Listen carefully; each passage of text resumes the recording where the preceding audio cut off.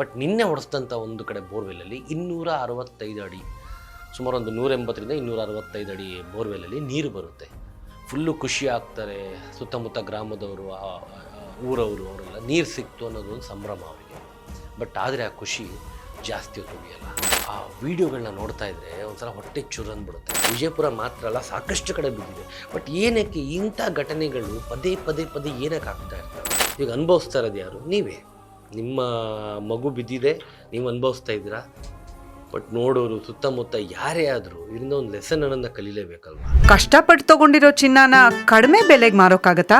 ಒಳ್ಳೆ ಬೆಲೆ ಸಿಗೋ ಕಡೆ ಮಾರಬೇಕು. ಇಷ್ಟು ಕಡಿಮೆ ಚಿನ್ನಕ್ಕೆ ಅಧಿಕ ಬೆಲೆ ಕೊಡೋದು ಅಭಯ ಗೋಲ್ಡ್ ಬಯರ್ಸ್ ಮಾತ್ರ. ನಮಸ್ಕಾರ ಸ್ನೇಹಿತರೆ, ನೀವು ನೋಡ್ತಾ ಇದ್ದೀರಾ ಸ್ಪೀಡ್ ಪ್ಲಸ್ ಕರ್ನಾಟಕ. ನಾನು ನಿಮ್ಮ ಸಂದೀಪ್ ಕುಮಾರ್. ಉತ್ತರ ಕರ್ನಾಟಕ ಜಿಲ್ಲೆಯ ಒಂದು ವಿಜಯಪುರ ಅನ್ನೋ ಒಂದು ಜಿಲ್ಲೆಯಲ್ಲಿ ಇಂಡಿ ಅನ್ನೋ ಒಂದು ಗ್ರಾಮ ಇದೆ, ತಾಲೂಕು. ಆ ಗ್ರಾಮದ ಒಂದು ಹಳ್ಳಿಯಲ್ಲಿ ಒಂದು ಮಗು, 1.5-2 ವರ್ಷದ ಮಗು ಕೊಳವೆ ಬಾವಿಲಿ ಬಿದ್ದಿದೆ.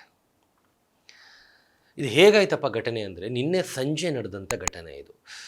ಸುಮಾರು ಆ ಹಳ್ಳಿಲಿ ಈಗ ನೀರಿನ ಸಮಸ್ಯೆ ಎಲ್ಲ ಕಡೆ ಇದೆ. ಬೆಂಗಳೂರಲ್ಲೂ ಇದೆ, ಆ್ಯಂಡ್ ಕರ್ನಾಟಕದ ಮೂಲೆ ಮೂಲೆಯಲ್ಲೂ ನೀರಿನ ಸಮಸ್ಯೆ ಇದೆ. ಆ್ಯಂಡ್ ಉತ್ತರ ಕರ್ನಾಟಕದಲ್ಲಿ ನಾವೇನು ಬಯಲುಸೀಮೆ ಅಂತ ಕರಿತೀವಿ, ಅಲ್ಲೆಲ್ಲ ನಿಮಗೆ ಅವತ್ತಿಂದನೂ ಸಾಕಷ್ಟು ವರ್ಷಗಳಿಂದ ಬೇಸಿಗೆ ಕಾಲದಲ್ಲಿ ನೀರಿನ ಸಮಸ್ಯೆ ಯಥೇಚ್ಛವಾಗಿ ಕಾಣಿಸುತ್ತೆ. ಸೊ ಅದೇ ರೀತಿ ಒಂದು ಕುಗ್ರಾಮ, ಆ ಗ್ರಾಮದಲ್ಲಿ ದಂಪತಿಗಳಿರ್ತಾರೆ, ಸತೀಶ್ ಮತ್ತು ಪೂಜಾ ಅಂತ. ಅವರು ಕೂಡ ಅವ್ರ ತೋಟದಲ್ಲಿ ಸುಮಾರು ಒಂದು 10 ಕಡೆ ಬೋರ್ವೆಲ್ ಹೊಡೆಸ್ತಾರೆ, ನೀರು ಬರಲ್ಲ. ಬಟ್ ನಿನ್ನೆ ಹೊಡೆಸಿದಂಥ ಒಂದು ಕಡೆ ಬೋರ್ವೆಲ್ಲಲ್ಲಿ 265 ಅಡಿ, ಸುಮಾರು ಒಂದು 180ರಿಂದ 265 ಅಡಿ ಬೋರ್ವೆಲ್ಲಲ್ಲಿ ನೀರು ಬರುತ್ತೆ. ಫುಲ್ಲು ಖುಷಿ ಆಗ್ತಾರೆ ಸುತ್ತಮುತ್ತ ಗ್ರಾಮದವರು, ಊರವರು, ಅವರೆಲ್ಲ ನೀರು ಸಿಕ್ತು ಅನ್ನೋದು ಒಂದು ಸಂಭ್ರಮ ಅವರಿಗೆ. ಬಟ್ ಆದರೆ ಆ ಖುಷಿ ಜಾಸ್ತಿ ಹೊತ್ತು ಉಳಿಯಲ್ಲ. ಅವರು ಬೋರ್ವೆಲ್ ತೆಗೆಸಿ ಹಾಗೆ ಬಿಟ್ಟಿದ್ದಾರೆ. ನಿನ್ನೆ ನಡೆದಂಥ ಕೆಲಸದಲ್ಲಿ ಅದನ್ನು ಮುಚ್ಚಕ್ಕೆ ಹೋಗಿರಲಿಲ್ಲ. ಅಲ್ಲೇ ತೋಟ ಮತ್ತು ಮನೆ ಹತ್ತಿರ ಇರೋದ್ರಿಂದ ಅಲ್ಲೇ ಕೆಲಸ ಮಾಡ್ತಾ ಆಟ ಆಡ್ತಾ ಇರುತ್ತೆ ಮಗು. ತಾಯಿ ಕೆಲಸ ಮಾಡ್ಕೊಂಡು ಪಾತ್ರೆ ತೊಳಿತಾ ಇರ್ಬೇಕಾದ್ರೆ ಹುಡುಕಿ ನೋಡಿದಾಗ ಮಗು ಕಣ್ಣಿಗೆ ಕಾಣಿಸಲ್ಲ. ಎಲ್ಲಪ್ಪ ಕಾಣಿಸ್ತಾ ಇಲ್ವಲ್ಲ ಅಂತ ಗಾಬರಿಯಾಗಿ ಹುಡ್ಕೊಂಡು ಹೋದರೆ ಇಲ್ಲೋ ಒಂದು ಕಡೆ ಮಗು ಅಳೋ ಸೌಂಡ್ ಕೇಳಿಸುತ್ತೆ. ಎಲ್ಲಿ ಅಂತ ಹುಡುಕಿದ್ರೆ ಆ ಕೊಳವೆ ಬಾವಿಲಿ ಮಗು ಆಟ ಆಡ್ತಾ ಗೊತ್ತಿಲ್ಲದೆ ಹೋಗಿ ಕಾಲು ಜಾರು ಒಳಗಡೆ ಬಿದ್ದಿದೆ. ನಿಮಗೆ ಮಗುಗೊಂದು ಸುಮಾರು 1.5-2 ವರ್ಷ, ಸಾತ್ವಿಕ್ ಅಂತ ಮಗು ಹೆಸರು, ಗಂಡು ಮಗು. ಆ ವಿಡಿಯೋಗಳನ್ನ ನೋಡ್ತಾ ಇದ್ದರೆ ಒಂದ್ಸಲ ಹೊಟ್ಟೆ ಚುರಂದ್ಬಿಡುತ್ತೆ. ಯಾಕಂದರೆ ಒಳಗಡೆ ವಿಷಯ ಗೊತ್ತಾಗ್ತಿದ್ದಂತೆ ಊರು ಮನೆಯವರಿಗೆಲ್ಲ ಹೇಳ್ತಾರೆ, ಪೊಲೀಸರು ಬರ್ತಾರೆ, ಅಗ್ನಿಶಾಮಕ ಸಿಬ್ಬಂದಿಗಳು ಬರ್ತಾರೆ. ಸೊ ಮಗುನ ರೆಸ್ಕ್ಯೂ ಮಾಡೋ ಕಾರ್ಯಕ್ರಮ ಶುರುವಾಗುತ್ತೆ. ಬಂದು CC ಕ್ಯಾಮ್ರಾ ಹಾಕಿ ಒಳಗಡೆ CC ಕ್ಯಾಮ್ರಾ ಬಿಟ್ಟರೆ ಮಗು ತಲೆ ಕೆಳಗಾಗಿ ಕಾಲು ಮೇಲಾಗಿ ಉಲ್ಟಾ ಬಿದ್ದಿದೆ. ಆ CC ಕ್ಯಾಮ್ರಾದಲ್ಲಿ ಮಗು ಕಾಲು ಅಲ್ಲಾಡೋದು ನೀಟಾಗಿ ಕಾಣಿಸುತ್ತೆ. ಸುಮಾರು 17 ಗಂಟೆಯಿಂದ ಕಾರ್ಯಾಚರಣೆ ಮಾಡ್ತಾ ಇದ್ದಾರೆ. ನಿನ್ನೆ ಸಂಜೆಯಿಂದ ಕಾರ್ಯಾಚರಣೆ ಮಾಡ್ತಾ ಇದ್ದಾರೆ. ಮಗು ಇನ್ನೂ ಒಳಗಡೆ ಇದೆ. ಪುಣ್ಯಕ್ಕೆ ಅಗ್ನಿಶಾಮಕ ದಳದವ್ರು ಬಂದವರು ಇಮ್ಮಿಡಿಯೇಟಾಗಿ ಅದಕ್ಕೆ ಏನು ಬೇಕು ಮಗುಗೆ ಒಂದು ಆಕ್ಸಿಜನ್ ಕೊಡುವಂಥ ವ್ಯವಸ್ಥೆ ಮಾಡಿ JCBನೆಲ್ಲ ಕರೆಸ್ಬಿಟ್ಟು ಏನು ಬೋರ್ವೆಲ್ ತೋಡಿದ್ರು, ಆ ಒಂದು 180 ಅಡಿ ಬೋರ್ವೆಲ್ಲೇ ಸುಮಾರು ಒಂದು 16 ಅಡಿ ಆಳಕ್ಕೆ ಮಗು ಹೋಗಿ ಬಿದ್ದಿದೆ. ಅದು ಪೈಪ್ ಕೂಡ ಚಿಕ್ಕದಾಗಿರೋದ್ರಿಂದ ಅದರಿಂದ ಕೆಳಗಡೆ ಹೋಗದೆ ಸಿಕ್ಕಾಕೊಂಡಿದೆ ಮಗುವಲ್ಲಿ. ಅದನ್ನು ರೆಸ್ಕ್ಯೂ ಮಾಡೋ ಕಾರ್ಯ ನಡೀತಾ ಇದೆ. 17 ಗಂಟೆಯಿಂದ ಮಗು ಅಲ್ಲೇ ಇದೆ. ಅದಕ್ಕೇನು ಆಕ್ಸಿಜನ್ ಬೇಕೋ ಕೊಡ್ತಾ ಇದ್ದಾರೆ. JCB ಮುಖಾಂತರ ಸುತ್ತಮುತ್ತ ಎಲ್ಲ ಅಗದು ದೊಡ್ಡದಾಗಿ ಇದು ಮಾಡಿಬಿಟ್ಟು ನಿಧಾನವಾಗಿ ಏನೂ ಮಗುಗೆ ತೊಂದರೆ ಆಗದಿರೋ ಥರ ಮಗುನ ಆಚೆ ತೆಗೆಯೋ ಒಂದು ಕಾರ್ಯಾಚರಣೆ ನಡೀತಾ ಇದೆ ಇನ್ನು. ಬಟ್ ಆದರೆ ಅಲ್ಲಿರೋ ಕೆಲವೊಂದು ವಿಷುವಲ್ಸ್ಗಳು ನೋಡ್ತಾ ಇದ್ದಾರೆ. ಅವರ ತಂದೆ, ಅವರ ತಾಯಿ, ಅವರ ಚೀರಾಟ, ಅವ್ರು ಅಳ್ತಾ ಇರೋ ರೀತಿ, ಅರ್ಥನಾದ. ಯಾರಿಗೆ ಆದರೂ ರೀ 1.5-2 ವರ್ಷದ ಮಗು ಹಿಂಗೆ ಆಯಿತು ಅಂದರೆ ಯಾರಿಗೆ ಹೊಟ್ಟೆ ಉರಿಯಲ್ಲ ಅಪ್ಪ ಅಮ್ಮಂಗೆ. ಬಟ್ ಆದರೆ ಇದೇನು ಫಸ್ಟ್ ಟೈಮ್ ಅಲ್ಲ. ಈ ಹಿಂದೆ ಕೂಡ ಇದೇ ವಿಜಯಪುರದಲ್ಲಿ ಒಂದು ಮಗು ಕೊಳವೆ ಬಾವಿ ಬಿದ್ದಿತ್ತು. ವಿಜಯಪುರ ಮಾತ್ರ ಅಲ್ಲ, ಸಾಕಷ್ಟು ಕಡೆ ಬಿದ್ದಿದೆ. ಬಟ್ ಏನಕ್ಕೆ ಇಂಥ ಘಟನೆಗಳು ಪದೇ ಪದೇ ಏನಕ್ಕೆ ಆಗ್ತಾ ಇರ್ತವೆ? ಕೇರ್ಲೆಸ್ನೆಸ್ಸು.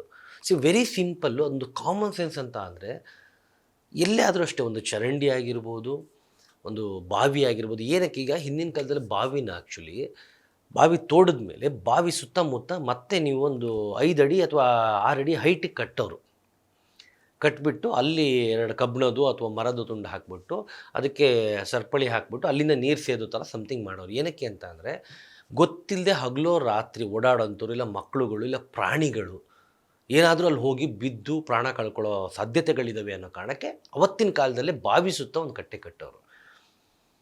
ಆ್ಯಂಡ್ ಎಲ್ಲೋ ಒಂದು ಕಡೆ ಮೋರಿನ ರಿಪೇರಿ ಮಾಡಬೇಕಾದ್ರೆ ಅಥವಾ ಚೇಂಬರ್ಗಳನ್ನ ರಿಪೇರಿ ಮಾಡಬೇಕಾದ್ರೆ ಅಲ್ಲೂ ತೆಗೆದು ಇಮ್ಮಿಡಿಯೇಟಾಗಿ ಮುಚ್ತಾರೆ ಮೇಲ್ಗಡೆ, ತೊಂದರೆ ಆಗಬಾರ್ದು ಅಂತ. ಬಟ್ ಆದರೆ ಈ ಕೊಳವೆ ಬಾವಿ ವಿಚಾರದಲ್ಲಿ ಬರೀ ಕರ್ನಾಟಕ ಅಂತಲ್ಲ, ನಾವು ಎಲ್ಲೆಲ್ಲೋ ಬೇರೆ ಬೇರೆ ರಾಜ್ಯಗಳಲ್ಲೂ ಕೂಡ ಮಕ್ಕಳುಗಳು, ಎಸ್ಪೆಷಲಿ ಚಿಕ್ಕ ಪುಟ್ಟ 1.5-2 ವರ್ಷ 2.5 ವರ್ಷದ ಚಿಕ್ಕ ಪುಟ್ಟ ಮಕ್ಕಳುಗಳು ಬಿದ್ದು ಪ್ರಾಣ ಕಳ್ಕೊಂಡಿರೋದು ನೋಡಿದ್ದೀವಿ, ಕೇಳಿದ್ದೀವಿ. ಸುಮಾರು ಗಂಟೆಗಳ ಕಾಲ ಹೋರಾಟ ಮಾಡಿ ರೆಸ್ಕ್ಯೂ ಮಾಡಿ ಕಾಪಾಡಿರೋದು ನೋಡಿದ್ದೀವಿ. Very simple. ಹೌದು, ಹಳ್ಳಿಯವರೇ ಆಗಿದ್ರು ಕೂಡ ಒಂದು ಬಾವಿ ತೆಗೆದ್ಮೇಲೆ ಆ ಬಾವಿ ಮನೆ ಸುತ್ತ ಇದೆ, ಮನೇಲಿ ಮಕ್ಕಳಿದ್ದಾರೆ ಅಂತ ಗೊತ್ತಾದಾಗ, ಮಕ್ಕಳೇ ಅಂತಲ್ಲ, ಅಲ್ಲಿ ಬೇಕಾದ್ರೆ ಚಿಕ್ಕ ಪುಟ್ಟ ನಾಯಿಮರಿಗಳು ಹೋಗ್ಬಿಡೋ ಸಾಧ್ಯತೆಗಳಿರ್ತವೆ. ಯಾಕೆ ಈ ಬಾವಿನ ಮುಚ್ಚೋಷ್ಟು ಜವಾಬ್ದಾರಿ ಇವರಿಗಿರಲ್ಲ?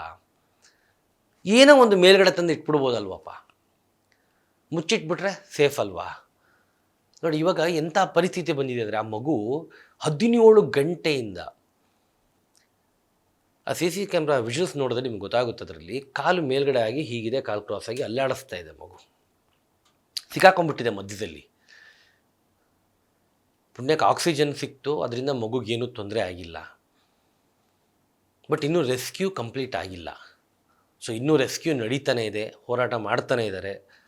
ಸಾಧ್ಯವಾದಷ್ಟು ಏನೂ ತೊಂದರೆ ಆಗದಿರೋ ರೀತಿ ಸುತ್ತಮುತ್ತ ಎಲ್ಲ ಇರೋ ಮಣ್ಣೆಲ್ಲ ತೆಗೆದುಬಿಟ್ಟು ಮಗುನ ಆಚೆ ತೆಗೆಯೋ ಪ್ರಯತ್ನಗಳು ನಡೀತಾ ಇದ್ದಾವೆ. ಬಟ್ ಒಂದು ವೇಳೆ ಮಗುಗೇನಾದರೂ ಹೆಚ್ಚು ಕಡಿಮೆ ಆಗಿದರೆ, ಈಗ ಎಷ್ಟೇ ಹತ್ರು, ಎಷ್ಟೇ ಕಿರ್ಚಾಡಿದ್ರು, ಹೌದು ನಾವು ತಪ್ಪು ಮಾಡಿದ್ವಿ, ನಾವು ಬಾವಿ ಮುಚ್ಚಿಲ್ಲ ಅಂತ ಎಷ್ಟೇ ನೀವು ಪಶ್ಚಾತ್ತಾಪ ಪಟ್ಟು ಉಪಯೋಗ ಇಲ್ಲ ಅಲ್ವಾ? ಯಾವಾಗಲೂ ಒಂದು ಸಲ ಆಯಿತು ಓಕೆ ಅನ್ಬೋದು. ಪದೇ ಪದೇ ಈ ರೀತಿಯ ಘಟನೆಗಳು ವಾಪಸ್ ಬರ್ತಾ ಇದ್ದೀವಿ ಅಂದರೆ ಡೆಫಿನೆಟ್ಲಿ ಇರೆಸ್ಪಾನ್ಸಿಬಲ್ ಥಿಂಗ್ ಅಂತ ಹೇಳ್ತೀವಿ, ಬೇಜವಾಬ್ದಾರಿತನ.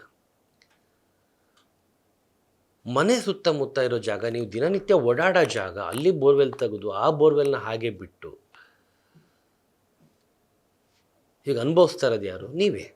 ನಿಮ್ಮ ಮಗು ಬಿದ್ದಿದೆ, ನೀವು ಅನುಭವಿಸ್ತಾ ಇದ್ದೀರಾ. ಬಟ್ ನೋಡೋರು ಸುತ್ತಮುತ್ತ ಯಾರೇ ಆದರೂ ಇದರಿಂದ ಒಂದು ಲೆಸನನ್ನು ಕಲೀಲೇಬೇಕಲ್ವಾ? ಬಟ್ ಗೊತ್ತಿಲ್ಲ. ಟಚ್ ವುಡ್, ದೇವ್ರ ಹತ್ರ ಎಲ್ಲರೂ, ನಾವು ನೀವು ಎಲ್ಲರೂ ಪ್ರಾರ್ಥನೆ ಮಾಡ್ಕೊಳ್ಳೋಣ, ಆ ಮಗುಗೆ ಏನೂ ಆಗದೇ ಇರೋ ರೀತಿ,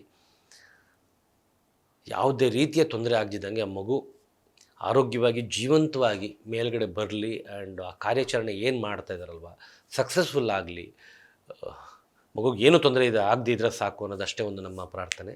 ಆ್ಯಂಡ್ ದಯವಿಟ್ಟು ಇದನ್ನು ತುಂಬ ಸೀರಿಯಸ್ ಆಗಿ ತೊಗೊಳ್ಳಿ. ಒಂದು ವೇಳೆ ನಿಮ್ಮ ಕಣ್ಣೆದುರುಗಡೆ ಬೇರೆ ಯಾರಾದರೂ ಬೋರ್ವೆಲ್ ತೆಗಿತಾ ಇದ್ದರೆ, ನಿಮ್ಮ ಊರಲ್ಲೋ ನಿಮ್ಮ ಗ್ರಾಮದಲ್ಲೋ ಅಥವಾ ಎಲ್ಲೋ ಒಂದು ಕಡೆ ನಡೀತಾ ಇದ್ದರೆ, ದಯವಿಟ್ಟು ಎಜುಕೇಟ್ ಮಾಡಿ ಅವರಿಗೆ. ತೆಗೆದ ಮೇಲೆ ಅದನ್ನು ಮುಚ್ಚಕ್ಕೆ ಹೇಳಿ. ಗೊತ್ತಿಲ್ಲ ಅದು ನಿಮ್ಮನೆ ಮಕ್ಕಳು, ಬೇರೆಯವ್ರ ಮನೆ ಮಕ್ಕಳು, ಬೇರೆ ಪ್ರಾಣಿಗಳು, ಯಾವುದೇ ಆದರೂ ಜೀವನೇ. ಆ ಕಷ್ಟ ಇವತ್ತೇನು ಮಗು ಪಡ್ತಾ ಇದೆಯಲ್ಲ, ಅದು ಇನ್ಯಾವತ್ತೂ ಯಾರೂ ಪಡಬಾರ್ದು. ಮಗು ಪಡೋದು ಒಂದೇ ಕಷ್ಟ ಅಂತಲ್ಲ. ಈಗ ನೋಡಿ, ಅಷ್ಟೊಂದು ಜನ ಸಿಬ್ಬಂದಿಗಳಾಗಿರ್ಬೋದು, ಅಗ್ನಿಶಾಮಕ ದಳದವರಾಗಿರ್ಬೋದು, ಪೊಲೀಸರಾಗಿರ್ಬೋದು, ರೆಸ್ಕ್ಯೂ ಮಾಡೋಕ್ಕೆ ಯಾರೆಲ್ಲ ಹೋರಾಡ್ತಿರಲ್ಲ, ಪ್ರತಿಯೊಬ್ಬರದ್ದು ಕಷ್ಟನೇ. ಕೊನೆಗೆ ಅಷ್ಟೆಲ್ಲ ಕಷ್ಟಪಟ್ಟು ಅಲ್ಲಿ ಸಕ್ಸಸ್ಫುಲ್ ಆಗಿಲ್ಲ ಅಂದರೆ ಒಂದು ವೇಳೆ ಎಲ್ರಿಗೂ ಒಂದು ನಿರಾಸೆ, ಹಿಂಗಾಗೋಯ್ತು, ನಾವೆಲ್ಲ ಇದ್ದು ಹಿಂಗೆ ಮಾಡೋಕ್ಕಾಗಿಲ್ವಲ್ಲಪ್ಪ ಅಂತ. ಯಾರೋ ಒಬ್ರದ್ದು ಒಂದು ಬೇಜವಾಬ್ದಾರಿ ಥರದಿದ್ದ ಎಷ್ಟು ಜನಕ್ಕೆ ಟ್ರಬಲ್ ಆಗ್ತಾಯಿದೆ. ಆ ತಾಯಿ ಕಿರ್ಚಾಡ್ತಾ ಇದ್ದಾಳೆ, ಅಪ್ಪ ಕಿರ್ಚಾಡ್ತಾ ಇದ್ದಾರೆ, ಅವ್ರ ತಾತ ಮಾತಾಡ್ತಿದ್ದಾರೆ, 1.5-2 ವರ್ಷದ ಮಗು ಇದು, ನನ್ನ ಮೊಮ್ಮಗರಿ ಅಂತ ಅವ್ರು ಹೇಳ್ತಾ ಇದ್ದಾರೆ. ಬಟ್ ಪುಣ್ಯಕ್ಕೆ ಯಾವುದೇ ರೀತಿಯ ಜೀವಹಾನಿ ಆಗದೆ, ಏನೂ ಲಾಸ್ ಆಗದೆ ಆ ಮಗು ಪ್ರಾಣಾಪಾಯದಿಂದ ಪಾರಾಗಿ ಆಚೆ ಬರಲಿ ಅಂತ ದೇವ್ರ ಹತ್ರ ಕೇಳ್ಕೊಳ್ಳೋಣ. ಸೊ ನೀವು ಕೇಳ್ಕೊಳ್ಳಿ ದಯವಿಟ್ಟು. ಸೊ ಸುತ್ತಮುತ್ತ ಇರೋರಿಗೆ ಯಾವುದೇ ರೀತಿ ಈ ಥರ ಒಂದು ಘಟನೆಗಳು ಅಥವಾ ಬಾವಿಗಳು ತೆಗಿತಾ ಇದ್ದರೆ ದಯವಿಟ್ಟು ಎಜುಕೇಟ್ ಮಾಡಿ, ಸಾಧ್ಯವಾದರೆ ನೀವುಗಳೇ ಖುದ್ದಾಗಿ ಹೋಗಿ ನಿಂತು ಮುಚ್ಚೋ ಒಂದು ಪ್ರಯತ್ನಗಳನ್ನ ಮಾಡಿ ಅಂತ ಕೇಳ್ಕೊತೀನಿ ನಿಮ್ಮ ಹತ್ರ. ನೋಡ್ತಾ ಇರಿ ಸ್ಪೀಡ್ ಪ್ಲಸ್ ಕರ್ನಾಟಕ. ಇದು ನಿಮ್ಮಿಂದ ನಿಮಗಾಗಿ, ನಿಮಗೋಸ್ಕರ. ಮತ್ತೆ ಸಿಗ್ತೀನಿ. ನಮಸ್ಕಾರ. Speed plus Karnataka.